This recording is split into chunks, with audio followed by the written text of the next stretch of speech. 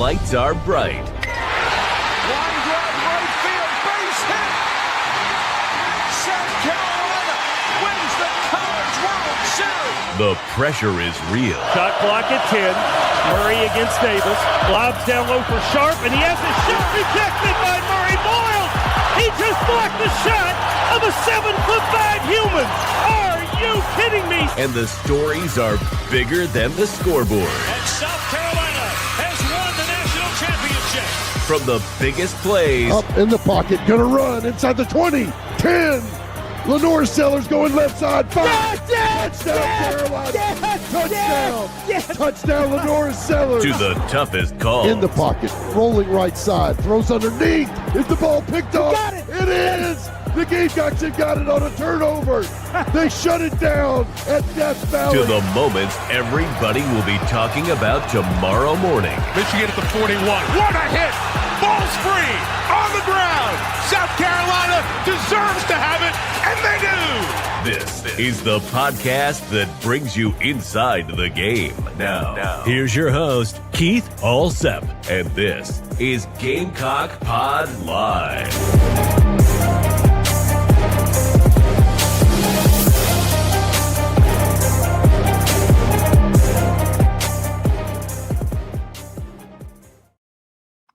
All right, everybody, welcome into a big time star power for Gamecock Pod Live for July the 9th, episode number 2042. In just a couple of minutes, we will get started as Walker Gaskins from the Voice of College Football Podcast Network, covering all things Gamecocks, will join us for the first time. Really excited to talk Gamecock football with him. And then in the second half of the show, we will be joined by the authority on Gamecock baseball and the dean of Gamecock internet coverage. That is John Whittle from Gamecocks 247 on the 24/7 Sports Network. We will take a deep dive in just the tremendous job that Kevin Schnall has done, especially the fast start, the first 10 days. Even before he rode in on the helicopter to Founders Park. And then the last 3 weeks have just been unbelievable. 25 transfer additions, some former Gamecocks coming back, the best of his Coastal Carolina players coming in, getting 2 guys that in Connor Schaus that hit 351 and Evan Baton from Marshall, he hit 381. Not to mention, well, I got it right here, Auburn center fielder Bristol Carter, who's a 298 hitter and was 31 of 32 stolen bases, but just the number of arms, okay, including 2 preseason All-America pitchers. We'll dive into all of that with John. We will talk about football recruiting. We will talk about the offseason with Shane Beamer, and then we will look ahead a little bit and set the stage for the season. Before we do that, though, let me tell you about my good friend Chris Payne, the owner-operator of Nana's Porch. Nana's Porch is the award-winning full-service catering company servicing the greater Charlotte, Fort Mill, Rock Hill, Lancaster area. Nana's Porch is your go-to for all your catering needs, whether it's a banquet, a wedding, a corporate event. Maybe you're the family of the groom, you're doing the rehearsal dinner.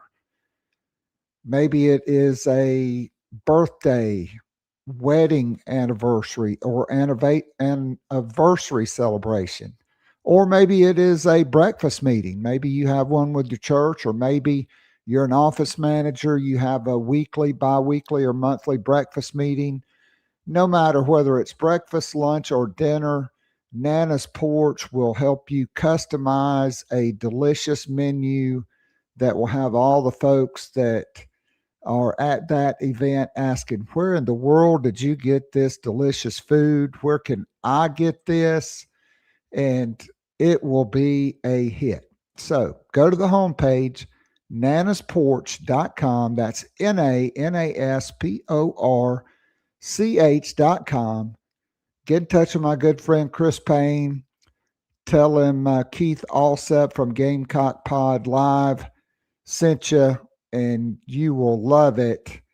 I guarantee it. All right, let's go out to the capital city and let's welcome in for the first time to Gamecock Pod Live Walker Gaskins. Justin his collar there as he just hopped out of bed and threw a shirt on to be on with us.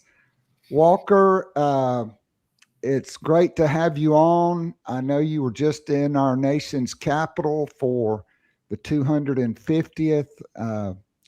I've been there. It's very humbling and surreal. I hope you had a great time, but welcome home, welcome in, and welcome to Gamecock Pod Live. How's it going? It's going good. And Washington, D.C. was phenomenal. Was there for my 18th birthday. Just a great experience, great patriotism, and seeing people from so many different countries and cultures. But I know we were trying to plan me coming out to the show beforehand, but I'm glad to be home, glad to be on the show today. No doubt about it. So, Walker, tell us a little bit about your background. We know that you are now going to be the Gamecock YouTube show and podcast for the Voice of College Football Network. Congratulations on that. But tell us, when was the moment you knew you fell in love with Carolina football? Well, thank you. And honestly, I would have to say, if you had asked me a year ago, I would have said a completely different idea on where my career was going. I was really college ROTC was really my mindset.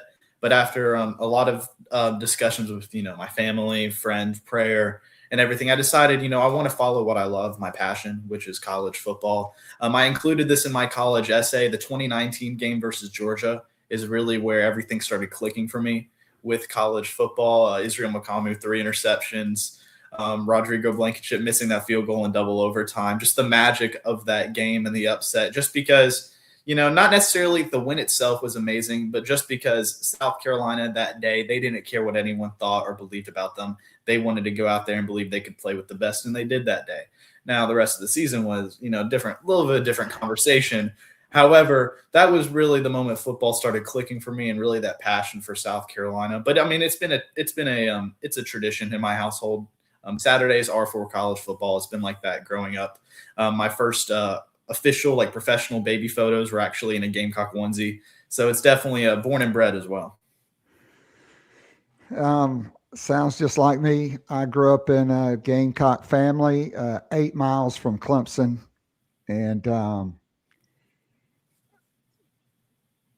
much older than you. I still remember, but it was the season opener in 1973. South Carolina played Georgia Tech. They were a huge underdog. They had a sophomore quarterback named Jeff Grants, who was a 5'10" sophomore from Bel Air, Maryland, as Bob Fulton would bellow out. And they won the game. Harry Skipper returned an interception, 102 yards, and Jeff Grants just diced them up. And he was my favorite football player. I grew up with Carolina basketball, watching Kevin Joyce, Brian Winters, Alex English. And some of my best memories are season tickets and going to watch George Rogers run for the Heisman Trophy. And in my opinion, he's still the greatest player to ever put on a South Carolina uniform. And I've been waiting for 46 years now for somebody to be better than him. I thought after his freshman year, Lenore Sellers had a chance. All right, so I want to kind of talk about the present, and then I want to go back to the off season for Shane Beamer, which followed his worst on the field season. Okay, usually I've coined the phrase the summer of Shane. Mm-hmm. I mean, there have been multiple summers where recruiting just takes off. This year, it looked like it may happen early. Carolina went on kind of a run in April and May, culminating the commitment of four-star running back Braden Tyson, who is a war daddy, as I like to say. He's special, I think. Then, it's kind of different because the coaches could go out the entire month of May to set the stage for the June official visits. And South Carolina, Shane Beamer, I think just got rolled under the bus probably 20 times a day by all the other schools saying, look, this guy went 5-7. They got lucky and caught lightning in a bottle with Sellers, but then they squandered 20-25 and went 4-8, which all of that is true. But they didn't mention what happened after that, which was massive changes to the coaching staff. But even after 4-8, Shane Beamer held on to Landon Duckworth, who thought about flipping to LSU. They held on to five-star offensive lineman Darius Gray. They flipped five-star defensive end Julian Walker from Michigan, and held on to a bunch of four-star guys that had already been committed, like Aiden Harris, Noah Clark, Koski Barnes, all from North Carolina, Jazavian Currents, who could have gone anywhere in the country, who I still think could potentially be a starter this year.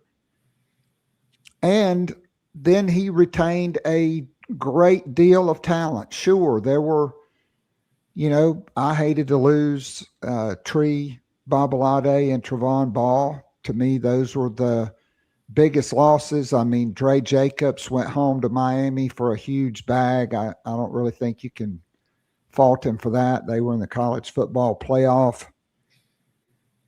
And then they really hit in the transfer portal.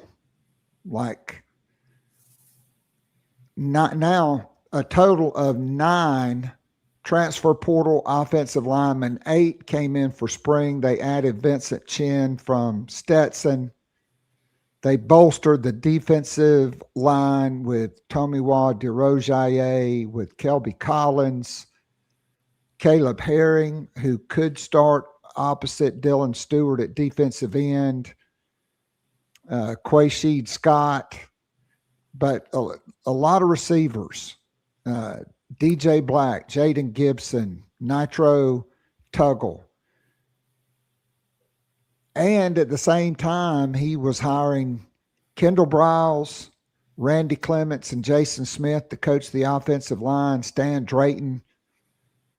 I mean, this guy, who's coached 2 better backs than him, than Zeke Elliott and Bijan Robinson. And he did it from the time Urban Meyer went to Florida until now.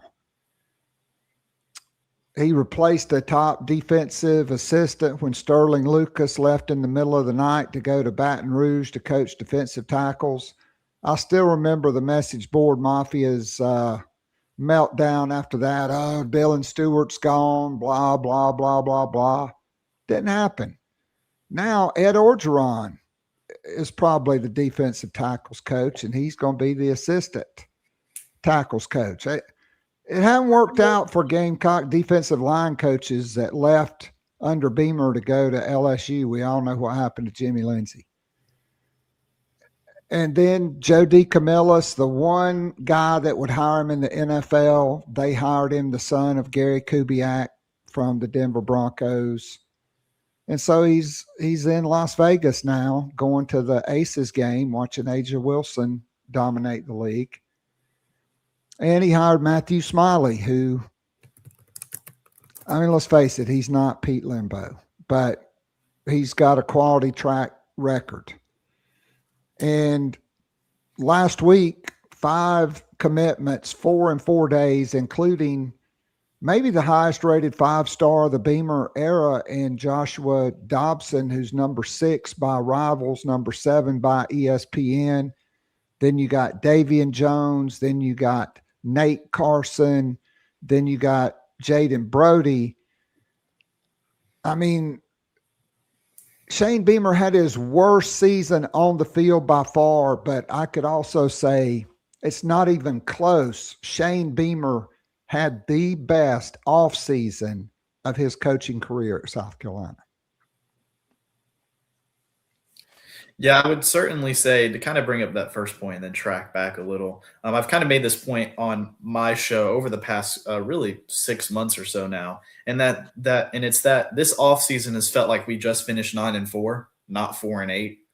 Like if you completely found someone who had no idea about South Carolina and put this one together with the 2024 season, they'll think, oh, okay, yeah, that's lined up, and then 2025 was bad. And just really the momentum that they've been able to create, because they were in a really bad spot after the 2025 season. I mean, Beamer was on the hot seat. It seemed like half the fan base wanted him out of there. The other half were on the ropes. You lose that game in that fashion, like Texas A&M. You lose all those fourth quarter battles. The sentiment among South Carolina fans are that, hey, these coaching changes, okay, you made them, but you made them about 2 months too late.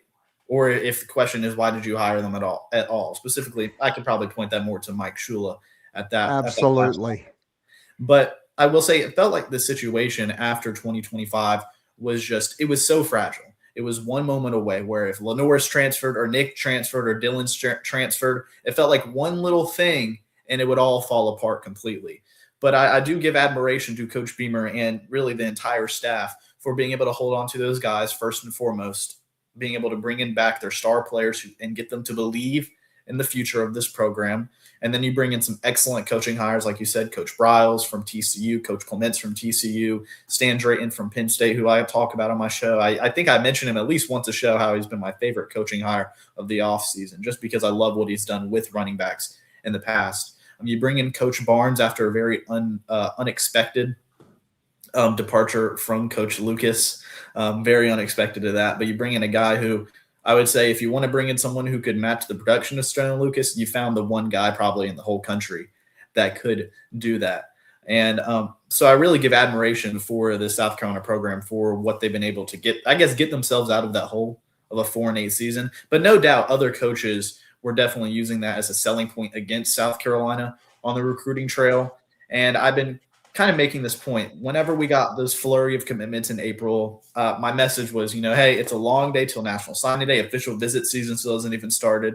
And then my message was still the same when Amari Fountain flipped to Florida, Jannard Albright flips to FSU, Jaden Kelly Murray decommits. I think he committed to Colorado about a month later. My message is, hey, it's still a long time till National Signing Day. And I think that if anything, it's been a lesson to South Carolina fans over the past month that, hey, anything can happen, right? Good, bad. We just kind of need to stay the course. Even these four commitments or 5 commitments, that were really good. It's still a long way until National Signing Day. It could, maybe someone flip, but it also could get a lot better. So I think really the encouragement for me is I haven't really tried to press the panic button or the excitement button at all. I've been trying to sit back and kind of keep the bird's eye view on the recruiting class. So, and I mean, Mike Furry is that dude.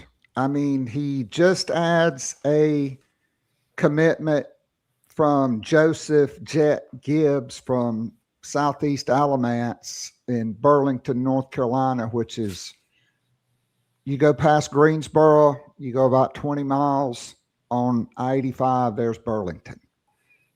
Dave Gutschall, the legendary coach at Dorman. He was a legendary coach at Burlington Cummings High School before coming to South Carolina. And now, I mean, let's talk about this guy. 6'1", 190 as a sophomore in high school. 4.33 laser timed 40 at the opening event. 4.31 in the shuttle. 10,500 meters as a sophomore. I mean, that is almost unheard of. And this guy has all the physical characteristics. He committed to South Carolina. He had several other high major offers, including Florida was one of them. And it looks like tonight, South Carolina could add their second wide receiver to the class, and that is Richmond Huguenot, class of 2028 receiver, Jamari Kane, teammate of Avion Lewis, who the Gamecocks flipped from Kentucky 3 weeks ago, who is a 4-star guy. And this guy, 6', 178 as a sophomore with Avion Lewis and others. Huguenot is one of the top programs in Virginia. He had 28 receptions for 532 yards and 5 touchdowns as a sophomore. And all of a sudden South Carolina, it doesn't look like Shane Beamer's getting fired. We're going to have to start over, blah, blah, blah. So, I mean, it's really amazing what they've done. And I think that just speaks to the culture and to the optimism. I mean, think about this. When Shane Beamer was hired, I don't think anybody had this on their bingo card that it would be not until his 6th year and his 4th offensive coordinator that he would hire a guy who had actually called plays in the Power 4 level in college football. Yet Kendall Briles is that guy who, quite frankly, he could have hired Kendall Briles when he hired Dow Loggins. He most certainly could have hired Kendall Briles after the 2024 season when Lenora Sellers was Superman the second half of the season. He could have hired anybody in the country outside of a handful of guys that are at blue blood programs that are very secure, that are competing for national championships. And he promoted the one guy that helped wreck 2025. Amazing. But I've always said this of Shane Beamer. He's kind of like Dabo. He's got to be a CEO coach. He's not a coaching guru. You know, there was much made about the PowerPoint when he showed up at South Carolina. Well, he finally got the PowerPoint right. Not only did he remake the offensive staff, he kept Clayton White. He kept Torian Gray, who could have gone back home to Virginia Tech to coach for James Franklin, who arguably is one of the top 5 coaches in the country. And so when I combine the fact that Dylan Stewart is back, Lenora Sellers is back, all of these guys came in from the transfer portal and returned, like Shed Surratt, like J.R. Johnson and Justin Murphy and Justin Okoronkwo at linebacker. All the guys in the secondary came back. Vakari Swain, Kendall Daniels Jr., who I think is going to be a rising star. When I look at this roster, I look at this coaching staff, even though he replaced half his coaching staff. This looks like, on paper, Shane Beamer's best coaching staff by far. I mean, when Sean Elliott is the weak link on your coaching staff, or maybe it's Matthew Smiley, I don't know yet. You hadn't been able to say that before because, I mean, let's call it like it is. There have been some real duds, like Montario Hardesty and some other guys that Shane Beamer hired. He's got the best coaching staff he's ever had, and I would say the deepest and most talented roster.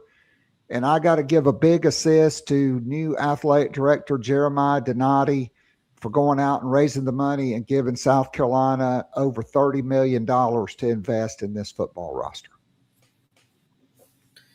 Yeah, it certainly feels like South Carolina, when Coach Beamer came in, if they didn't have a successful season at first, it was okay, you know, first year, second year, getting used to becoming a head coach. It was his first head coaching job, getting used to the program at South Carolina, building his program.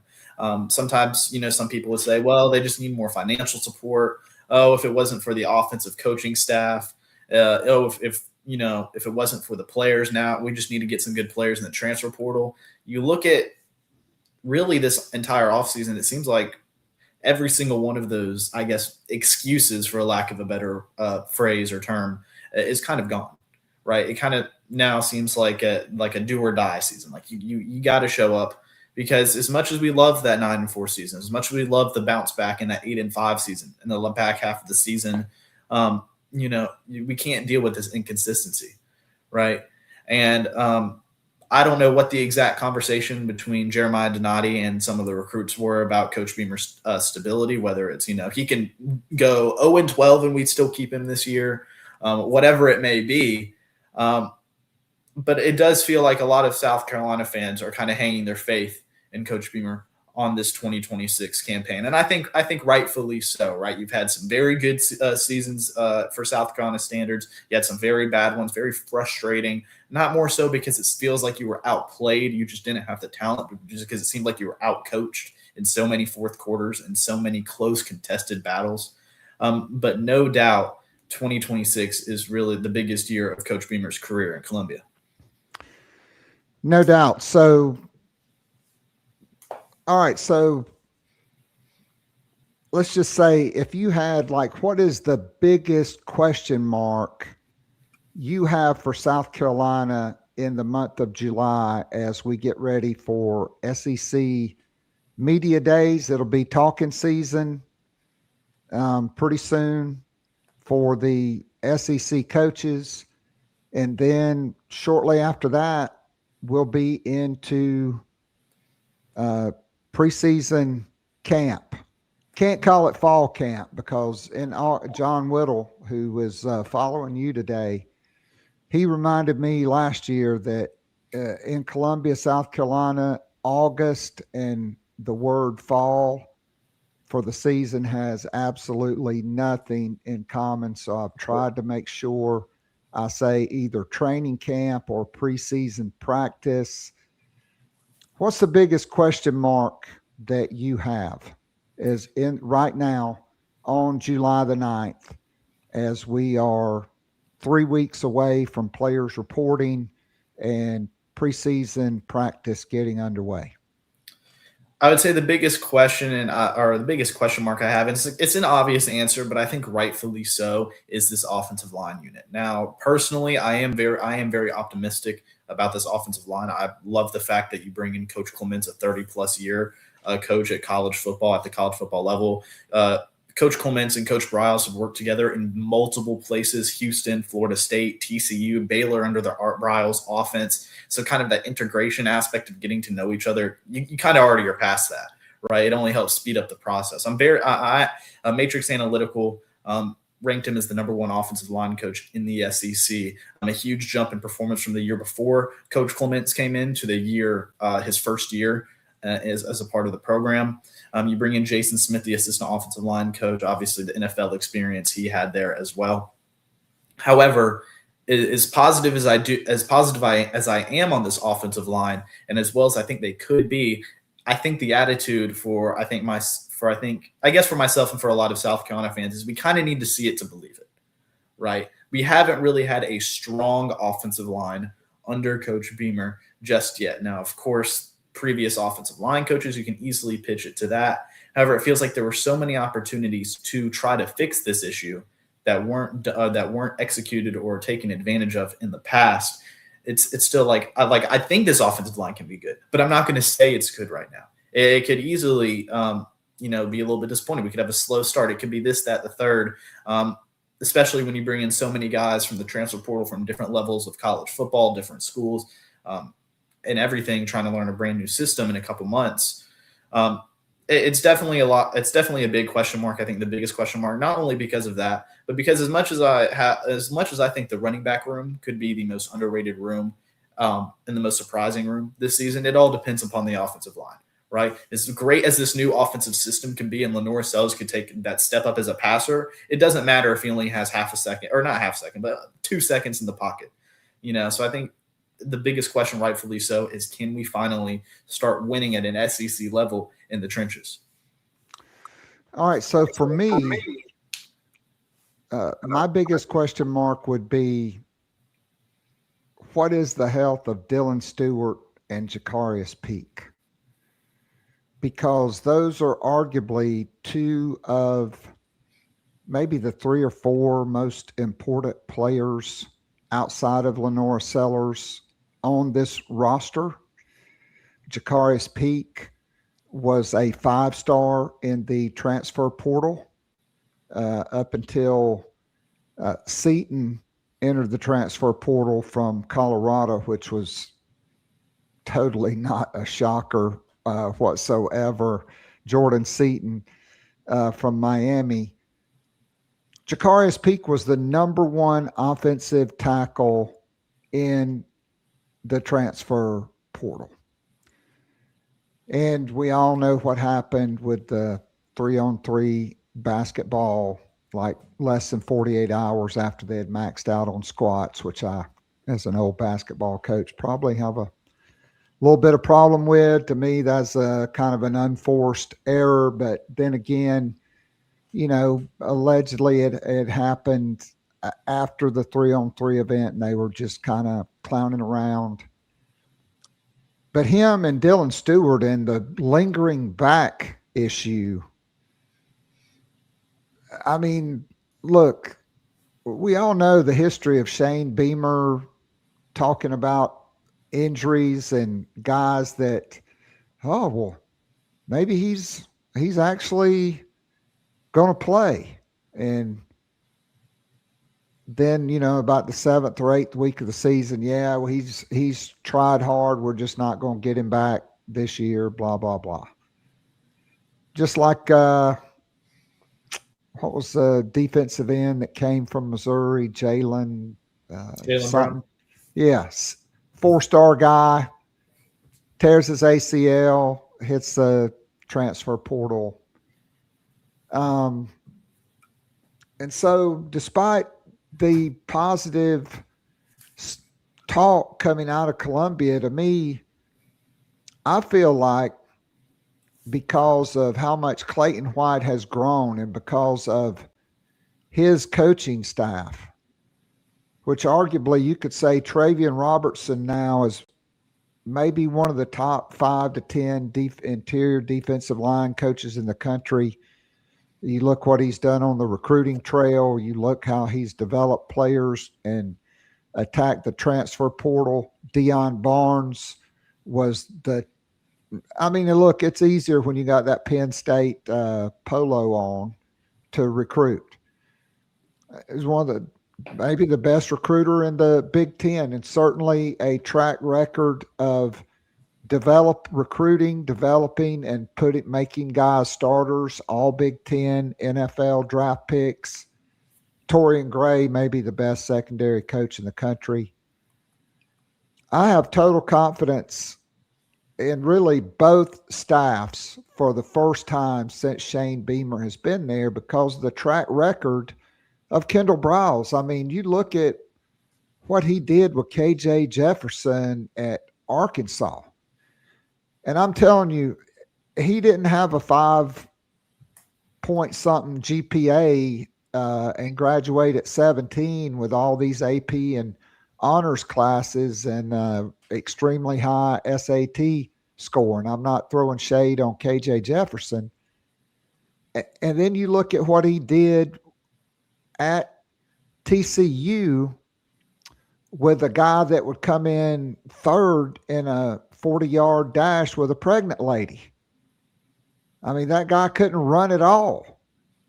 And he threw for almost 4,000 yards at TCU.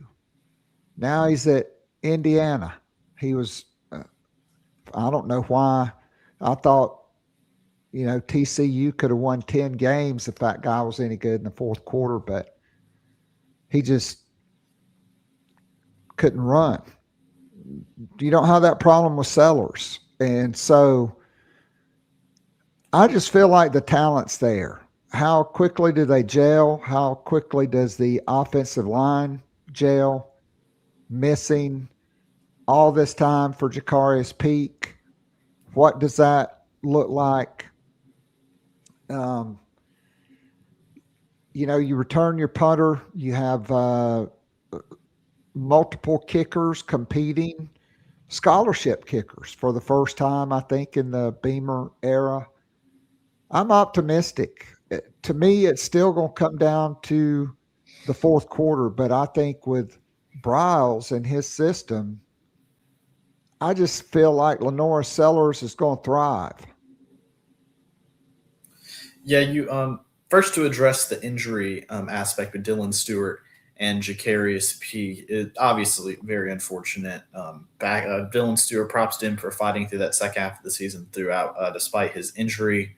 I will say, obviously, I do understand the sentiment about the injury. I guess the injury thing Coach Beamer can do sometimes when it comes to timeline of players' returns.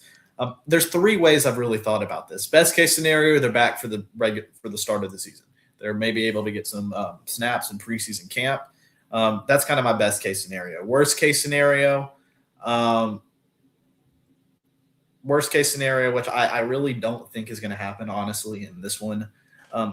Maybe they're not ready by week 2, week 3, and we're going to have to maybe go into a couple games after the first 2 as we enter conference play with those younger guys. But I will say, if the worst case scenario happens, which I wouldn't guess it would right now, I think the fact that these edge rushers and offensive linemen have had a chance to compete for those starting tackle spots, for that starting defensive end spot, because Jacarius Peak and Dylan Stewart did not participate in spring practice, and in this worst case scenario, they're probably not participating in fall camp much either. They're getting the reps now, or they have been getting reps throughout the offseason to hopefully get as ready as they can to be that number one offensive tackle, that number one defense in for South Carolina.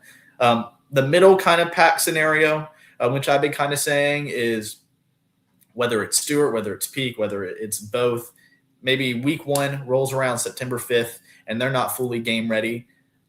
The way I've been thinking about this schedule, the first 2 weeks specifically against Kent State and Towson, they're almost like preseason NFL games. They're 2 games, tune up, get your offensive kinks out of your system, with this entire new offense. And that's 2 more weeks for Stewart and Peak to get healthy and get adjusted back into the game of college football before you open up conference play at home against Mississippi State. So that's kind of my thought process. I do think there's probably a very good chance, no doubt, Coach Beamer is going to be asked about Stewart and Peak by whether it's Gamecock media or national media, SEC Media Day. So we might be able to learn some more there in the coming weeks. But when it comes to Coach Briles, very positive about what he can do here. You brought up KJ Jefferson, you brought up Josh Hoover, and I'll make the point that coming in to South Carolina, one of the points that Kendall Briles made was playing to the strengths of your quarterback, playing to the strengths of your star player. And that feels like a very stark contrast from what we saw from Coach Whittle. Like, I was there at the Cheez-It Bowl against Illinois, and there was one play I was sitting by my dad. And a little side note here, we were on the Illinois side because, tickets were about $100 cheaper, right? They are some of the worst fans, I'll tell you. They're some of the rudest people. Like, Like, it was terrible. Bad experience. Don't want to mess with Illinois fans. It's just the orange, I think, honestly. It might just be the orange. But there was one play, I think it was like the second quarter. It was definitely the first half where Lenoris was rolling out to the left right in front of us. And there was a chance where he could have ran for a first down or at least made an attempt. And he just threw it out of bounds. And me and my dad kind of looked at each other and we were like, that's different. That's interesting. And it felt like ever since then, that was kind of just an omen to how 2025 would go. How Lenoris, it felt like he was being forced to be a pocket passer, which, hey, could Lenoris, especially with improvements this season, be a much better passer? Yes, I already think he is one of the best deep balls in the country. Can he improve on that short to intermediate passing? I think that's a big thing they've been working on throughout the offseason and simplifying the offensive system for him as well. But Lenoris is obviously not a pocket passer, right? So finally, you bring in an offensive coordinator who's going to play to that. Similarly, I think it'll be to a better extent than Dow Loggins did with his pro style system in 2024. But I'm very much looking forward to Lenoris Sellers finally having the full support from his coaching staff and really his play caller. No doubt. All right. So before I let you go, and I hope we can keep continuing this conversation on here as we get closer to college football, because today was just really like a 30,000 foot view. So I'm going to do this offense and defense. So offense, what do you think will be the biggest strength going into the season and then the biggest weakness going into the season? Biggest strength, obvious answer is going to be Lenoris Sellers. I don't want to try to just say that one. I don't want to take the easy way out of things. I personally am very high on this running back room. Matt Fuller loved what we saw out of him last year. I think he should have played way more, of course. I think that's a very common sentiment. I really like what you bring in from Christian Clark. Jordan Howell being kind of more of a veteran guy. Isaiah Augustave, some good things about him being a little more consistent during spring practice. I think this running back room, I said this with Chris Mahler when I was a guest on his show a couple months back, that, maybe one of these running backs doesn't break 800 or 900 yards, right? But they could be the difference between a 7-win and a 9-win season, or a 6-win and an 8 or 9-win season. That's how much I believe in this running back room, because you have to establish the run game in order to take pressure and attention off of Lenoris Sellers, not only from the passing game where, defensive ends know they can just sit back and go after the quarterback, but also, they also have to think about the running back rather than just Sellers' legs when it comes to design runs, which I think is something we're going to see a lot more of this coming year than year past. So that'd be, I'd say, my biggest strength, even though I do think they are severely underrated right now by a lot of people.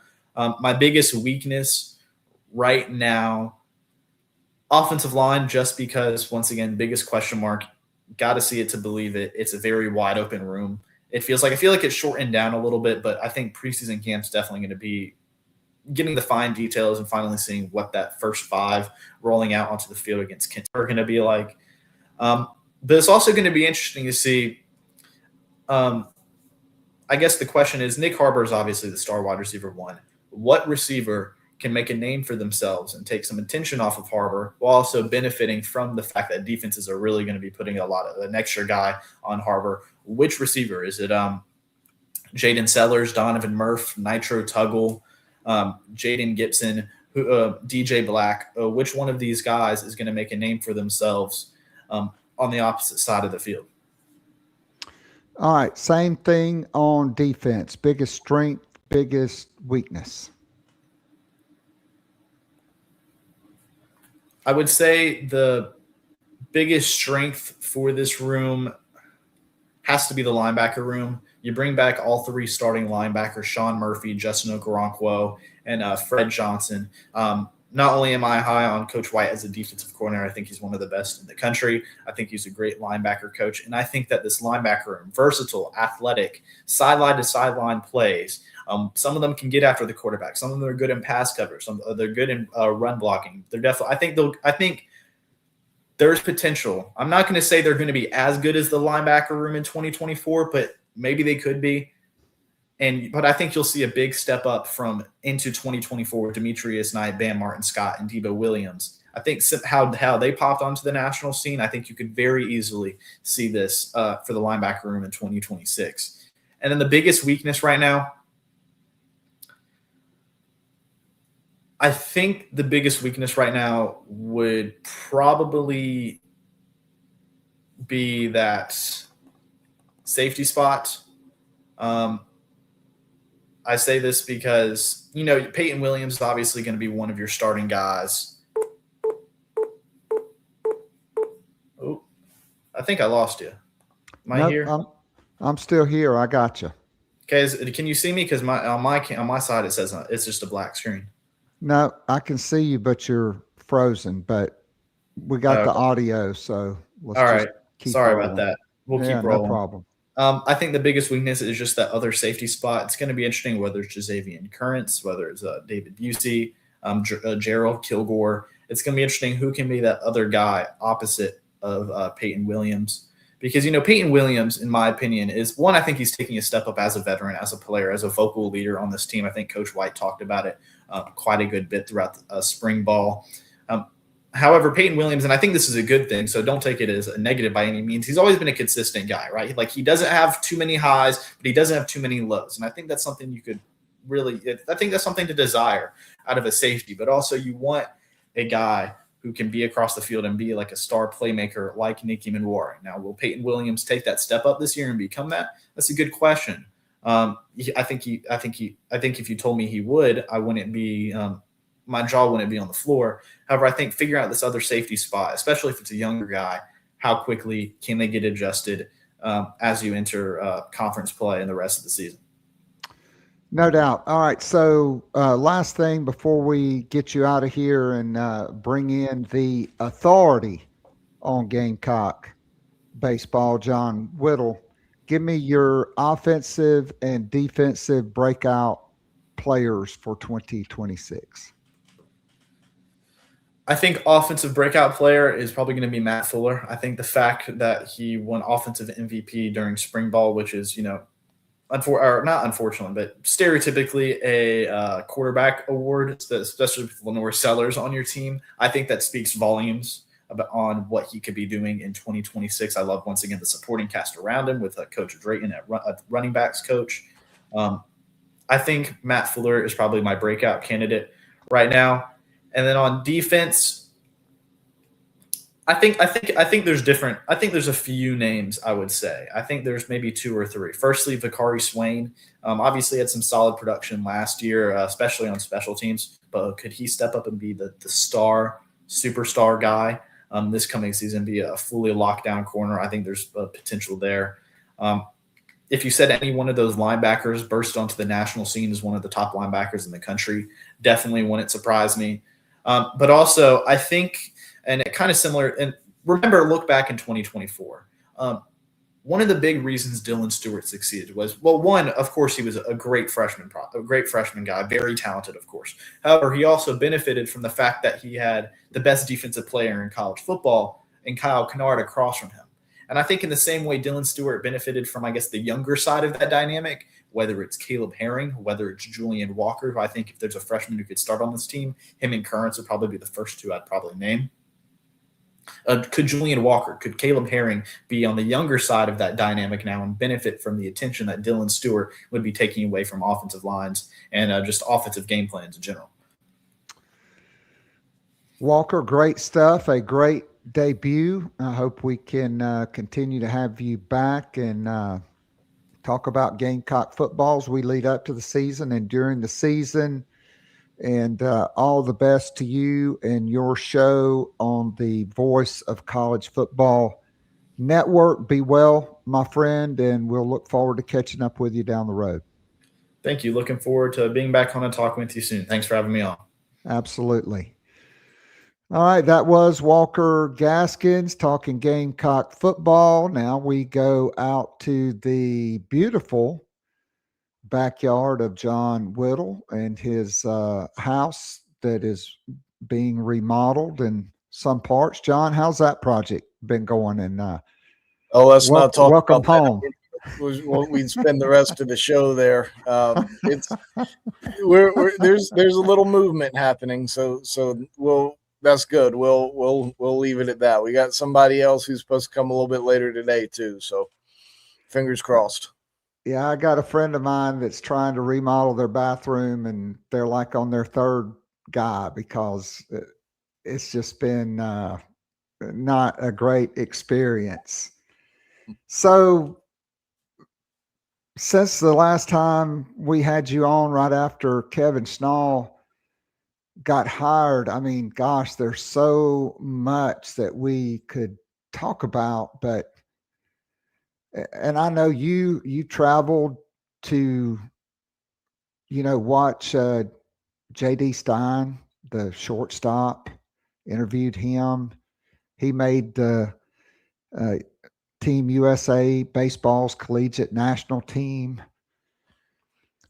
And so I guess if you just look at the first 10 days of the Kevin Schnall era at South Carolina, the staff he put together, and then the way they came out of the gate in the transfer portal, adding Max Keogh, an infielder, a couple of 2027 guys, including one of the top catchers in the country, and then the parade of Coastal players that followed him, including 2 preseason All-America pitchers that missed the season due to injury, and Hayden Johnson and Dominic Carbone. Have you ever seen a more impressive first 10 days of a guy on the job than what Kevin Schnall and hiring Billy Salento and just putting his staff together? I mean, to me, I don't think I've ever seen anything like it.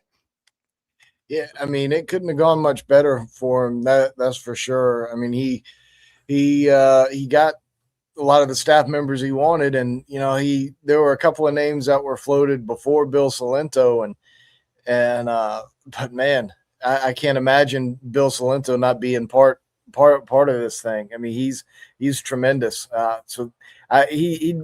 Kevin did a incredible job early on, and has continued to do so. It couldn't have gone much better for him. I mean, there were 1 or 2 players that they wanted from Coastal who ended up, staying. There were, I mean, I don't know. I mean, I'm just trying to think of things that kind of went wrong, and there's really not much. I mean, he did a tremendous job putting together a staff, an army over there is what I've been referring to it as. And I think there's still 1 more person that they're still going to try to hire. Oh, wow. And then from players, I mean, you mentioned a bunch of them, but I mean, they've got some great guys who they brought in, pretty immediately beyond just the Coastal guys. I mean, Evan Batone from Marshall, I think is somebody who's not getting maybe enough love from some folks, and he was the first player from outside Coastal who committed. So yeah, I mean they've done a great job, and I got a bunch of praise for what they did early on and have continued to do. I mean, so we look at last week, John, leading up to the 4th of July, and Shane Beamer, 4 big commitments in 4 days, including a 5-star and 2 4-stars, and then 2 other guys that started it out on June 28th. But from June 28th to July the 4th, and South Carolina, I would say, got their 5-star and Connor Schaus for sure. 9 commitments last week, leading up from Sunday, the 28th. They had that run of 5 pitchers. Then, Ethan Sutton is another guy that, I mean, he could be a starter, he could be a closer, he could be anything. Bristol Carter, who to me is one of the more interesting additions because he's almost a 300 hitter. He was a freshman All-American and 31 for 32 stolen bases. That's the kind of guy you'd really like to have at the top of the lineup, I think. And, then topping it off with Connor Schaus, who some people had as the number one player in the portal. I mean, you got Evan Baton, who hit, I think, 381, and Connor Schaus in a Power 4 league hit 351. And I think he struck out 16 guys in 15 innings or 15 guys in 16 innings and was a situational closer. You got the Costello brothers. You really bolstered up your arms. Is it Michelle or Michael? Garrett Michael from Arizona State. I don't know which way he pronounces his last name. I believe it's Michael. Okay, that's what I thought. But I mean, I got that lower Pickens County public school education, so it's been a handicap all my life. But I mean, that's another left-handed bat. And, great coaches that when they get hung in a situation, they're going to make sure I'm not getting caught in that situation again. This past year, as I mentioned off the top, Kevin Schnall and Coastal Carolina came off a national championship series season, and they returned left-handed pitcher Hayden Johnson and Dominic Carbone, a left-handed pitcher. Both were preseason All-Americans. Both missed the season due to injury. Coastal didn't have enough arms. I mean, it's hard to imagine those guys not making a deep run if they had those two guys healthy all year. But it seems like he's really loading up on pitchers because of the uncertainty, because some are draft eligible, and I think because he, just like Dawn Staley, was shorthanded this past season with 2 injuries before the season and then players getting injured during the season and missing multiple games. She's like, nah, that ain't happening again. She goes all the way to 15 players. I mean, I think South Carolina, do they have 15 pitchers? I mean, they have a plethora of arms, and I think are still after more pitching. Yeah, they've got 21 arms right now and probably want a couple more. But, yeah, it's the draft is going to impact it some a little bit. I feel like they'll probably lose 2 or 3 or, maybe not 4 or 5, but maybe 4 or 5 guys to the draft. That would be kind of worst case scenario. I mean, best case is 1 or 2.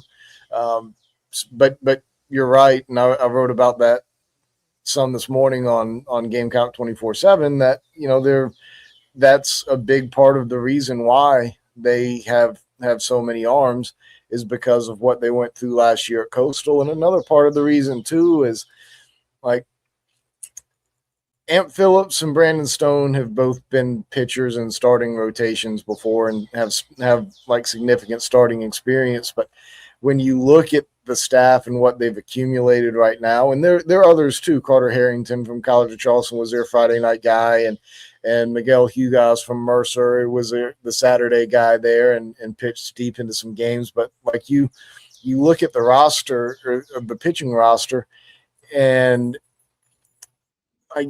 there's nobody who really screams like ace to you and like necessarily screams, I'm a bona fide SEC weekend starter. I've done it before and I've had great success. Like Amp Phillips and Brandon Stone both have had pockets of success, but like you don't look at that SEC pitching staff, or you don't look at that pitching staff and say, I see 3 definite surefire SEC starting pitchers. So what does that mean? That means, you may have some starters going in some shorter stints and need more arms out of the bullpen. It may mean that you bring in more guys and hope you hit on a few that can step up and be in those roles. Like it can mean several different things. So, you're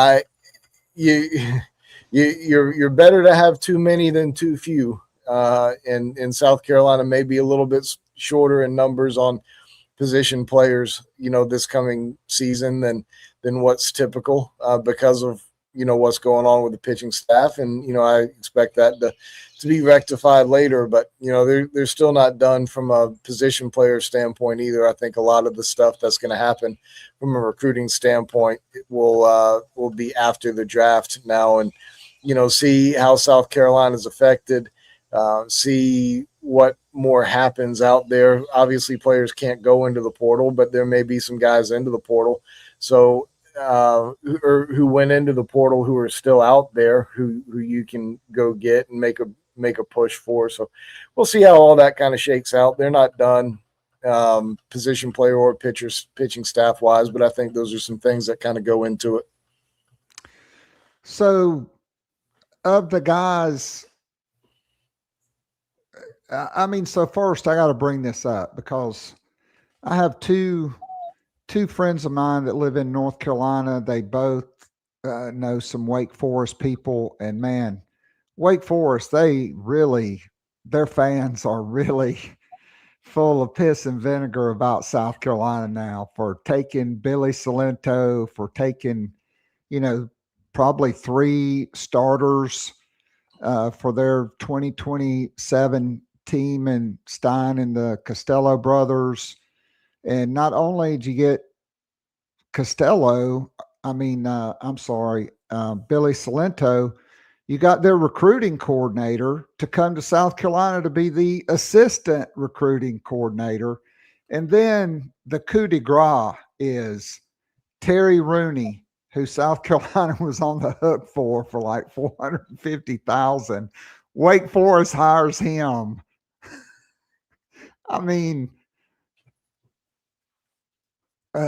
South Carolina trending up, Wake Forest trending down, and that Rooney move, that may just blow up Tom Walter's career, maybe. I don't know.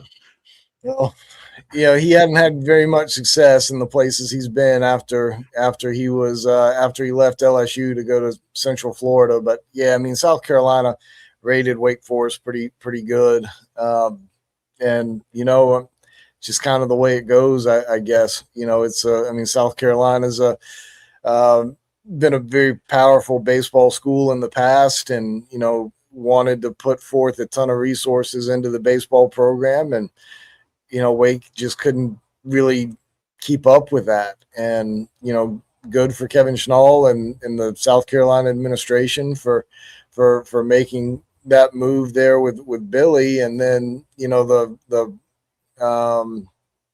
players followed suit.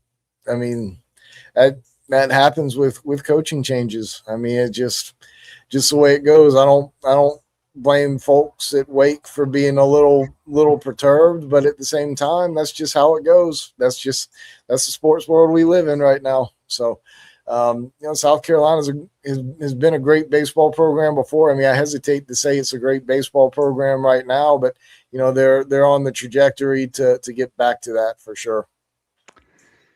I definitely agree, John, and all credit to Jeremiah Donati, who did not screw it up, right? Like we talked about that. It was essentially the only job open.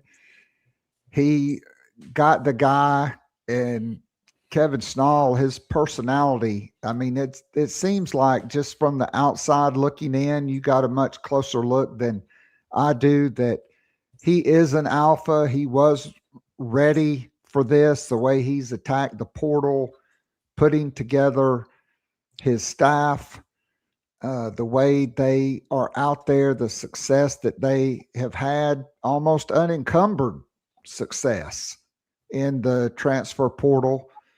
A whole hell of a lot going right than going wrong for him. And I don't think we doubt the coaching part, whether it's him, whether it's Oxendine, whether it's Matt Williams, Billy Salento. that was still a shocker to me that after 17 years, he left a place he had been at so long, which had a lot of success. I mean, that was really an eye-opening hire, and that, like we said, just, kind of set off a domino of moves with, Wake Forest players. And I think we'll see 2027 players that Billy Salento, who evidently is a prolific recruiter, that South Carolina will be in on him, bringing his recruiting coordinator with him and Tyler Shoemaker and everybody else on the staff. I mean, I guess we'll have to wait until after the draft to really see where they are and then who else they add. But man, for the first time in a while, I'm really feeling good about South Carolina baseball, and I'm curious who you think maybe, not of the obvious guys, but maybe I will ask where you think maybe some end up, but who are kind of some of the more intriguing guys? And let's just start with pitchers that they've been able to add. I mean, when you look at the guys that they brought in, first of all, I think it's important to say, South Carolina don't have much coming back. So whether it's pitchers or position players. So when you're putting together your class, you're putting together the class to come in and play immediately. There's not a whole lot of developmental guys that are being brought in. I mean, you've got to replace a whole roster full of players. So there's a couple of guys who may not be quite ready to get the job done here immediately, or maybe take a step back and roll a little bit. Carter Harrington is going to be a good pitcher here, I think, at South Carolina, but he started Friday nights at College of Charleston. He's not going to be the Friday night starter at South Carolina, I don't think. Maybe, and he may not be a weekend starter, but he's going to pitch. But all of these guys that you brought in, most of them are going to be expected to play a very significant role. But when you look at the pitching staff, and I'll just speak on Carter Harrington since I already am and don't want him to feel slighted.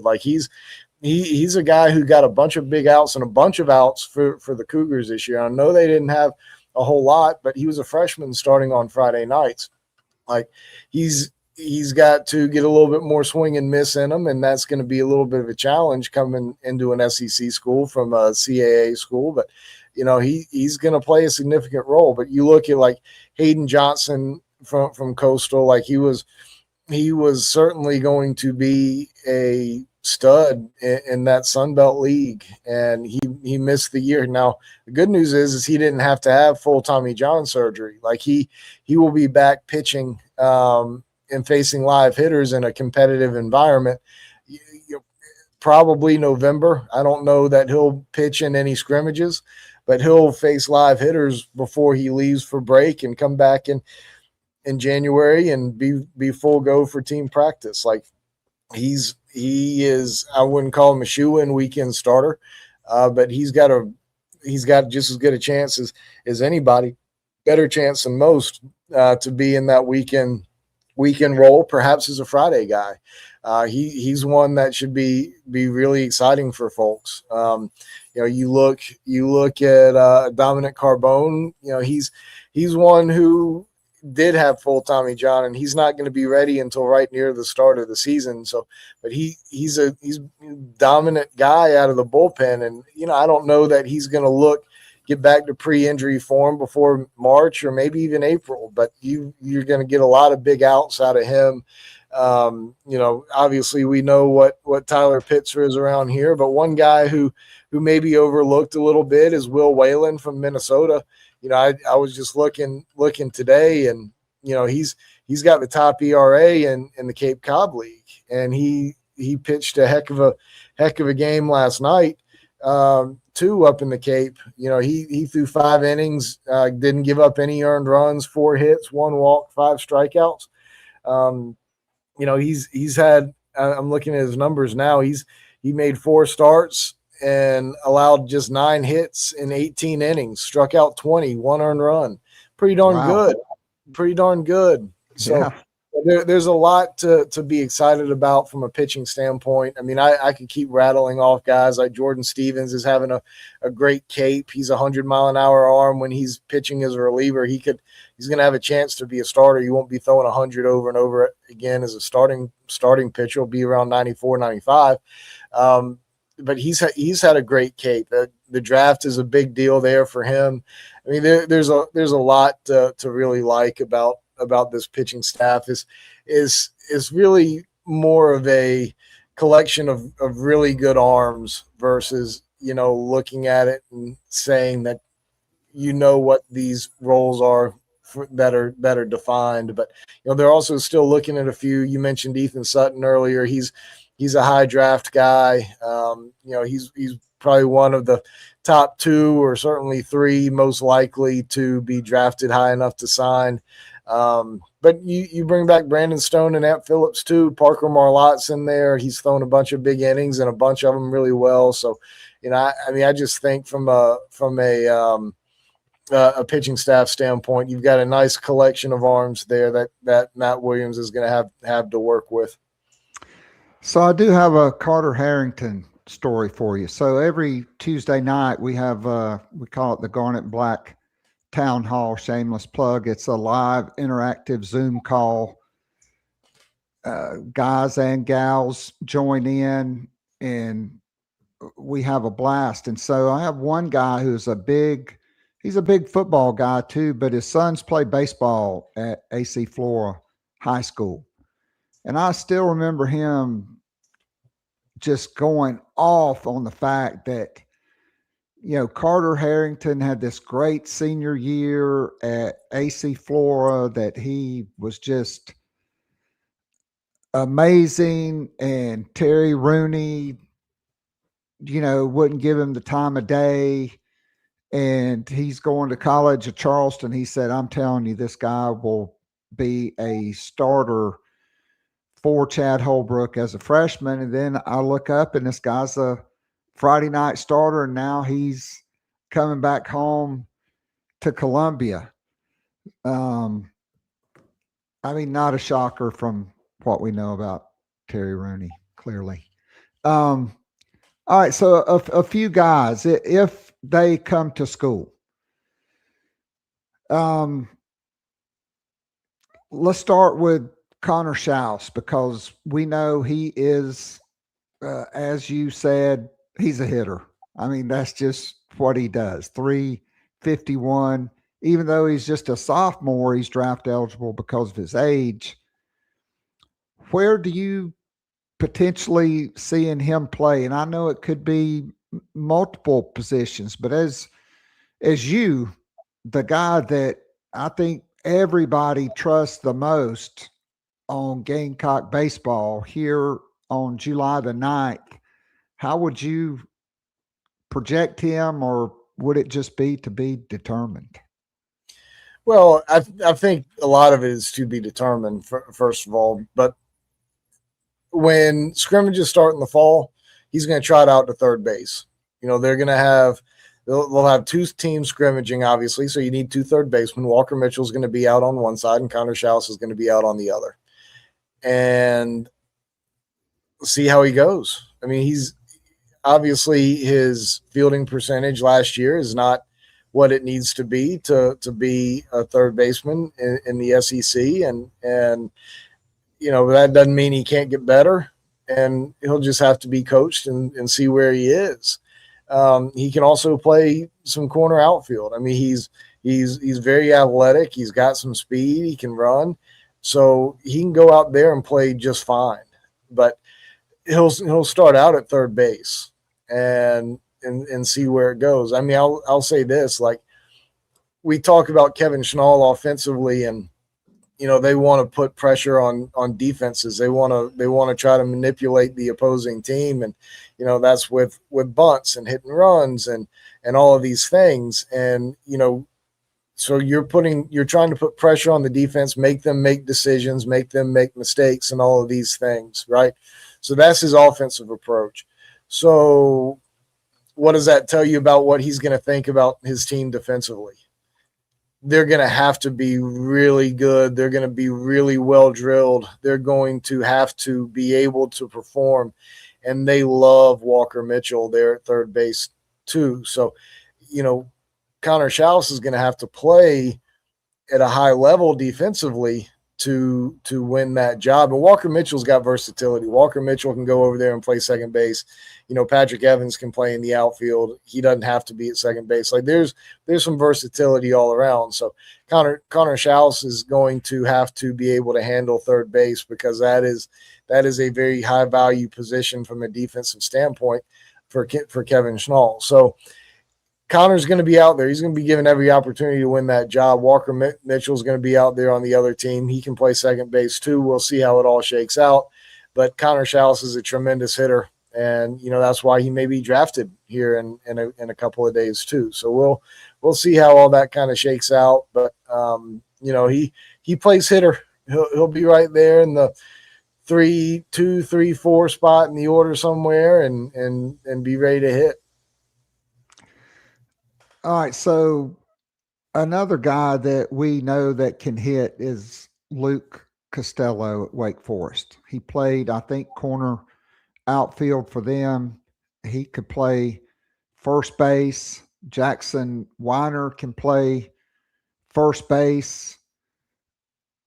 Garrett Michael could play first base, although I think DH may be the role for him, particularly against right-handed pitchers. Where would you say that Luke Costello would play?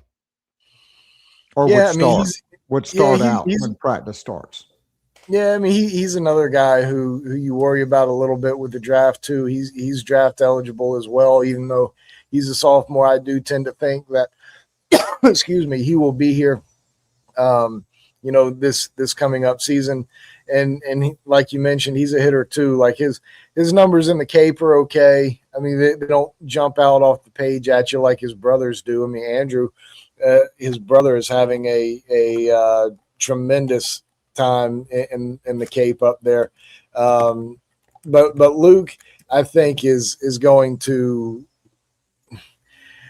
part of it's going to depend on how other guys are playing. Like is Jackson Weiner going to come in and be tremendous right off the bat? He's going to be a sophomore too, and he didn't play until halfway through the season when things just kind of clicked for him. How quickly are things going to click for him? That's the great thing about having a guy like Luke Costello who can do various things and do them well enough to be out there. Like he may not be the best outfielder, but his bat's going to play up well enough, and he plays the outfield well enough to where those two things align, right? Like his offensive production and the defensive ability, those two things align to be able to play right field. He's not going to be a Gold Glover, but by golly, he's going to drive in a whole heck of a lot more than he lets in.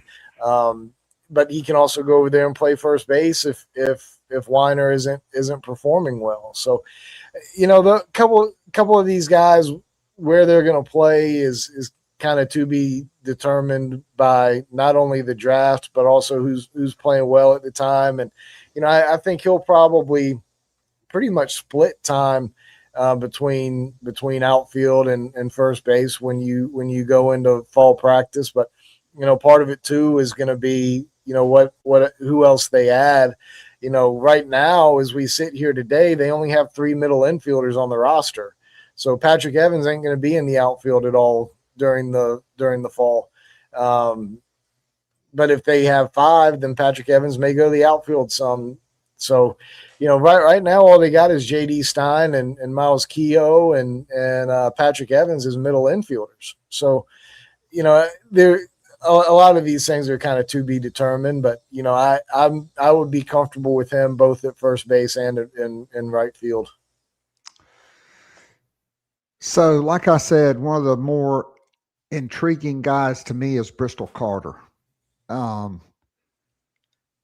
uh, the way they like to play, putting pressure on the defense, a guy like him is, I mean, I know Tyler Bach is back.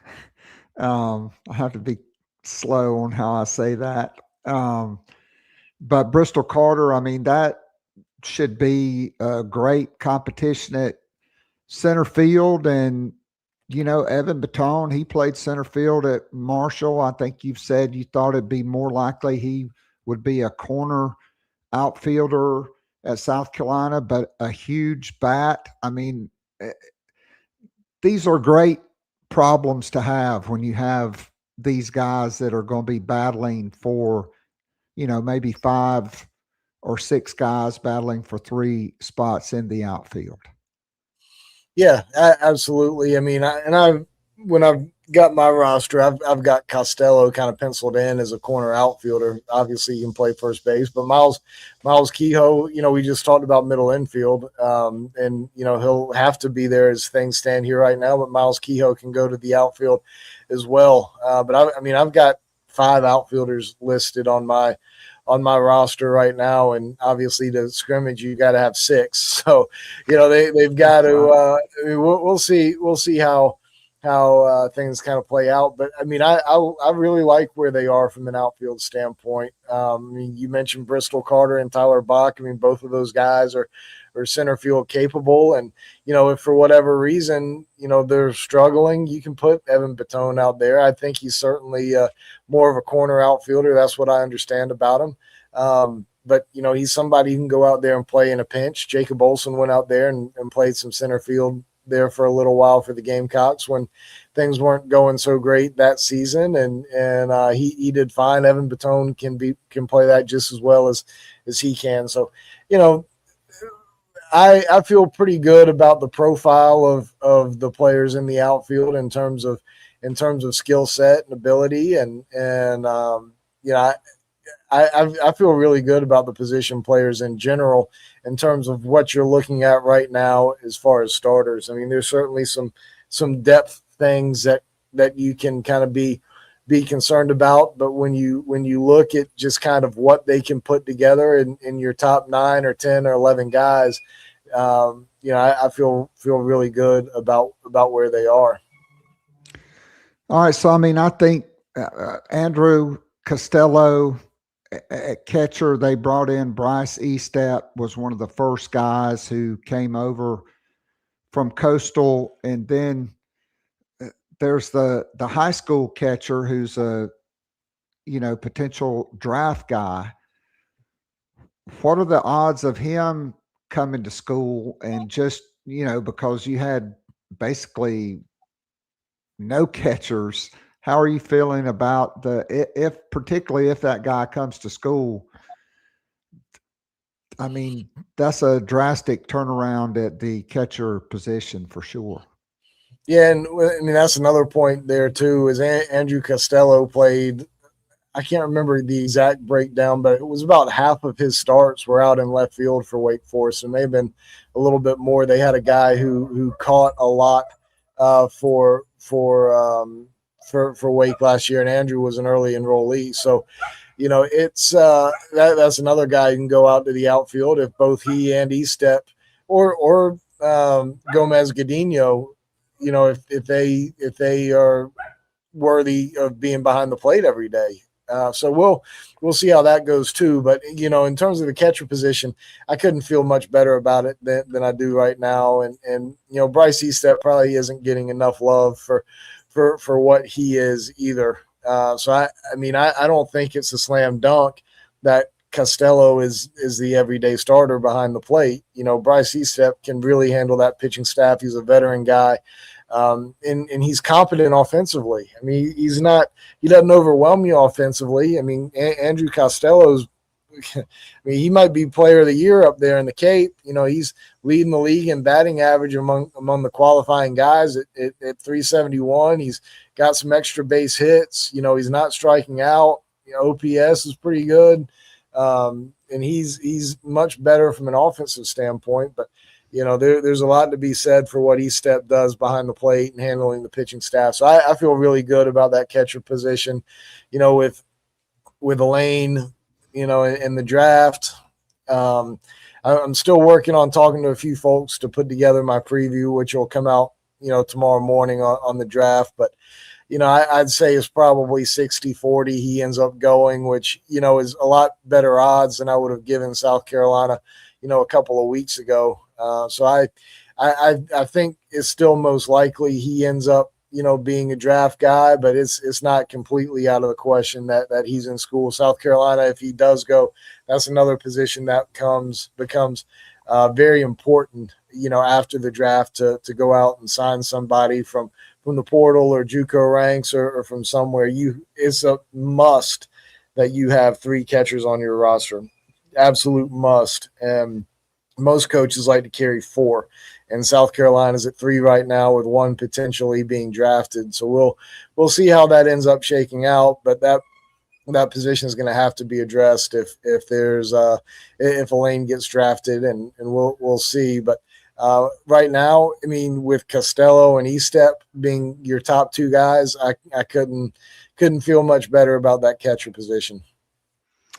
All right, so we know it's before the draft. We know, depending on what happens during the draft, they could have to fill in some more spots. But as we sit here today, in your estimation, what is still left to be done for Kevin Schnall and his staff as they, hopefully fill out the roster? I think the biggest deal is finding at least one more middle infielder, and preferably one who can go play shortstop in a pinch. I mean, right now, the only 2 guys who could really play shortstop for you are J.D. Stein and then Miles Keogh, your freshman. And if something happens to J.D., I mean, if he gets banged up and, sprains an ankle and is out for a month, I mean, can your freshman go out there and play at a high enough level? Like, that's a big question.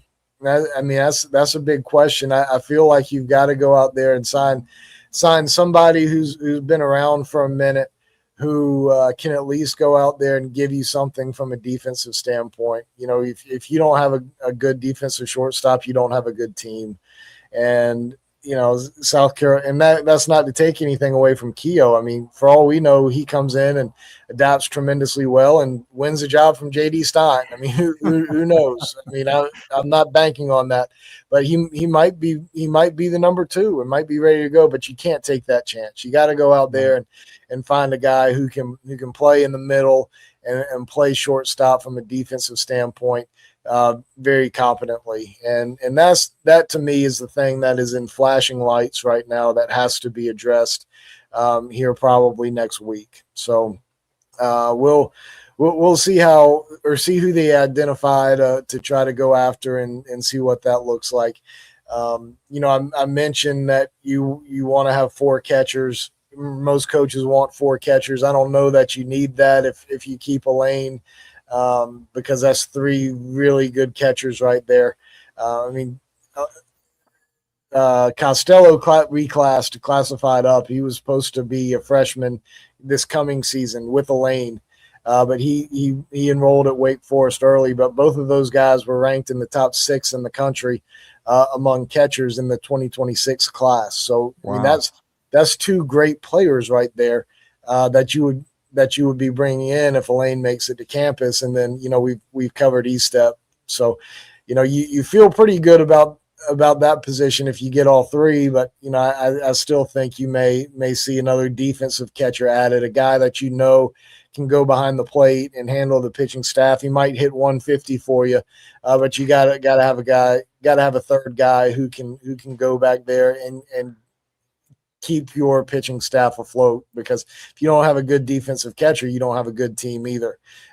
Your catcher controls so much of the game, and if your pitching staff doesn't trust the guy behind the plate, then that really limits their effectiveness too. So you gotta have a third string catcher who can really catch for you. And I mean that's mainly it. Like, I mean, in a nice world, like, the guys that you add going forward are going to be freshmen or sophomores. Even high school recruits who are incoming freshmen, or guys who were freshmen last year. Like, you look at the breakdown of classes, and you've got 4 guys right now who will be listed as freshmen on the roster. One is Elaine, who might be a draft guy, and another one is Brandon Cromer, who was here last year. You've only got 2 incoming freshmen right now that you're pretty confident are going to be here, in Kehoe and Walker Cox. And then you go up to the sophomore class, and there's only 7 guys in that sophomore class. 2 of them are draft eligible, or excuse me. You got 7 guys who are sophomores right now. Or who are going to be sophomores this upcoming season. So that's not a big class. And then you look at your juniors. You've got 6 juniors on your roster right now, and 2 of those guys are draft eligible. Actually, 3 of those guys are draft eligible, and Sutton Schaus and Luke Costello. And those guys are probably going to be at school, but they're not going to be around as seniors. So you're kind of limited on your younger guys, and I would love to see some more younger guys come in to keep building that foundation for the future. But in terms of just gigantic needs, I think middle infield is certainly the biggest one, and flashing lights, and probably catcher. And then it's never a bad thing to add another left-handed pitcher in there if you can get one. All right, so I didn't even ask you about the World Cup. How much World Cup have you watched?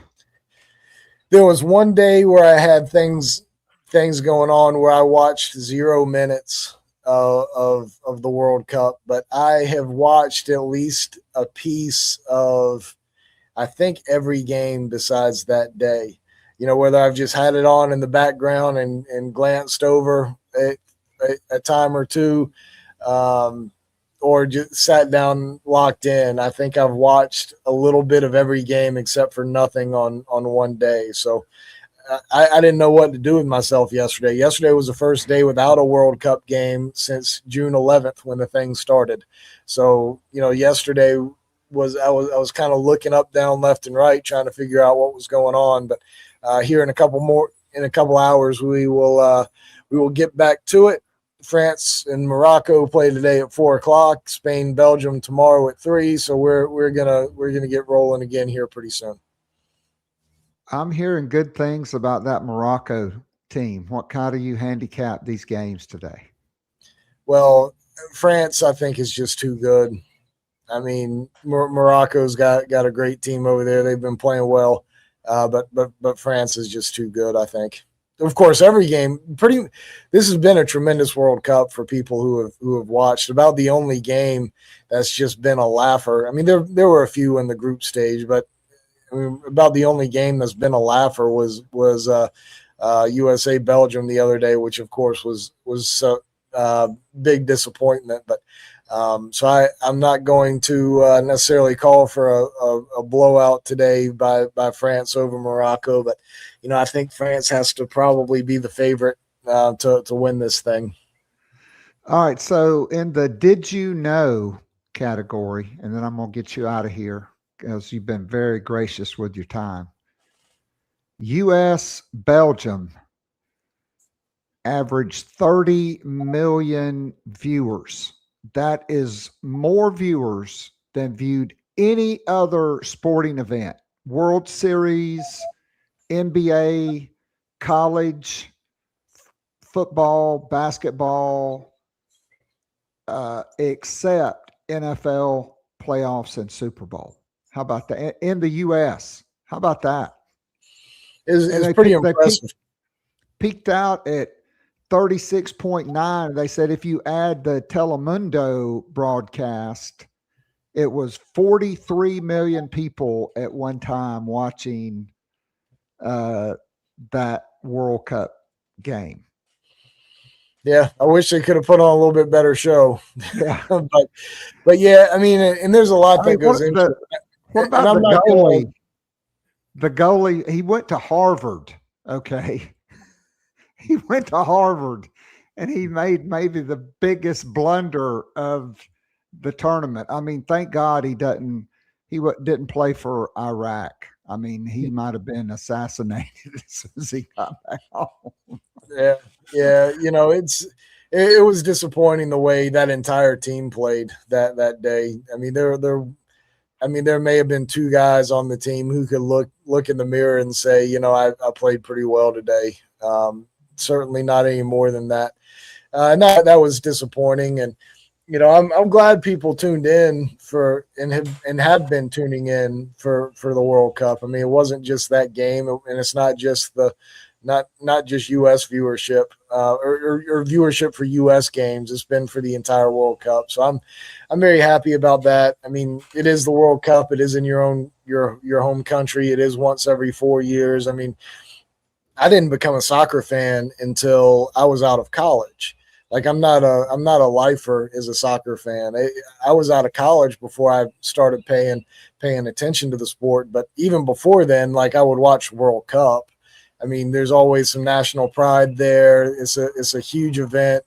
You know, once every 4 years, like you figure out ways to make time to absorb that kind of spectacle.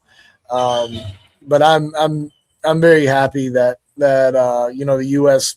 viewership has been so high, and you know, for all games too. That makes me feel good about the fact that, you know, maybe we'll get it back before I die, and get it back in this country again. Because if they expand the field again, which is being talked about, like there aren't many countries who could host it. So, you know, they don't have the stadium capacity that the United States does. So, you know, we'll see how it goes. But I love the fact that so many people are loving what's going on. John, I think there are so many people that have been listen to you give us your expertise and inside knowledge on Gamecock baseball today. I can't thank you enough, my friend, for being on and being so gracious with your time. And I learned something every single time, and I know our audience loves it. And so I thank you so much. And I know during football season, you kind of got an exclusivity deal, but there'll be fall baseball. So hopefully we can talk fall baseball, and maybe in the run up till you get to that exclusivity deal, we can talk a little bit of Gamecock football before that kicks in. And so thanks again. Be well. Good luck with the home renovations. And again, just great stuff today. Thank you so much. Yeah, absolutely. And we can definitely do all that you just said. Good to be on with you, Keith. Take care. Thanks, John. Yep. Bye-bye. All right. That was John Whittle. Wow. I can't remember I felt so good the last time I felt so good about Gamecock baseball, or that John, you could see the body language, the bright outlook, the everything. I mean, look, I got to be honest. Paul Maneri, he fooled both of us. I think it was the first time he and I talked about Paul Maneri versus Mark Kingston, who, you know, kind of had a Jekyll and Hyde personality. It's kind of like a box of chocolates. You never knew what you were going to get with that guy. And shortly, I mean, that was clearly the press conference, and fall ball was the high point of the Paul Maneri era at South Carolina. And now South Carolina's offloaded Terry Rooney, who he was like the guy that helped. He scuttled the ship almost. So great stuff. Thanks to everybody tuning in live on I didn't realize this. This is the first time we've streamed on Instagram, trying to increase our presence there. They cut the feed after 1 hour, so they missed most of John Whittle. But hit the subscribe button, hit the like button, leave a comment. Hopefully you've enjoyed this.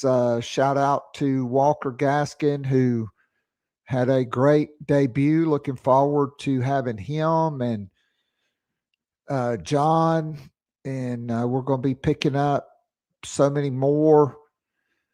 Tomorrow, I'm going to do a YouTube live, and I'm going to compare and contrast the South Carolina women's 23-24 roster. By the way, that team went 38-0 and won the national championship. One of only 5 programs to do it. And one of them, UConn, they've done it 5 times. With the 26-27 roster, which I think, well, I'll just save that for the next YouTube. So my guy Chris Payne is in Texas. I'm going to meet him for lunch in a little town called Bastrop. They got, it looks like the 1950s in the old historic square, and there's a meat and 3 place. You walk in the front door and they got bells on it and the old wood floor cracks, and it's the greatest food and certainly the best desserts you can find. It's called Maxine's. If you're ever going or coming between Austin and College Station on 71, get off in Bastrop and go to Maxine's. You won't regret that. So thanks to everybody that joined in. Shameless plug.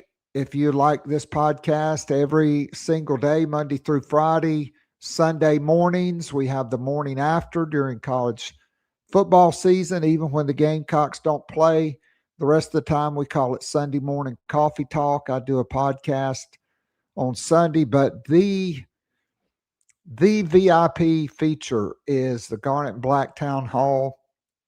They're packed during football season. We have a live interactive Zoom call. It usually lasts an hour. And then we incentivize the people that tune in, that are on the Zoom call. We record it and put it up for our VIP subscribers. By the way, a monthly VIP is essentially one trip to Starbucks. And honestly, just every Tuesday night during a month, the Garnet and Black Town Halls, everybody would tell you that's worth a month worth of podcasts. So you can join us. It's something unique and different. A lot of scoop gets dropped in overtime, a lot of great stories, a lot of nostalgia about people's times at South Carolina and sporting events, dormitories, professors, everything. It's awesome. It's like being down at your favorite pub and hanging out with your best friends. We've been doing it, I think, since 2020, which was before. We started it before, maybe it's 2019 we started it. But it was before COVID. And during COVID, it was phenomenal. And now I see a lot of the same faces every single week. So join our growing Gamecock family. Just the price of admission as a VIP subscriber. And if you sign up as an annual VIP subscriber, you get 2 months free. If you do it the first of the month, you basically get 3 months free. And again, the cost of one trip to Starbucks. So join us. We'll be back next week with Gamecock Pod Live and a special episode, maybe tomorrow, maybe not until next week, depending on how much time I have to prep, looking at what I think could be Dawn Staley's deepest and most experienced team of her tenure at South Carolina, and one that may be better than the team that went 38-0 and won the national championship. All right. Until next week, I am Keith Allsep. Special thanks to John Whittle and Walker Gaskins. I am out of here.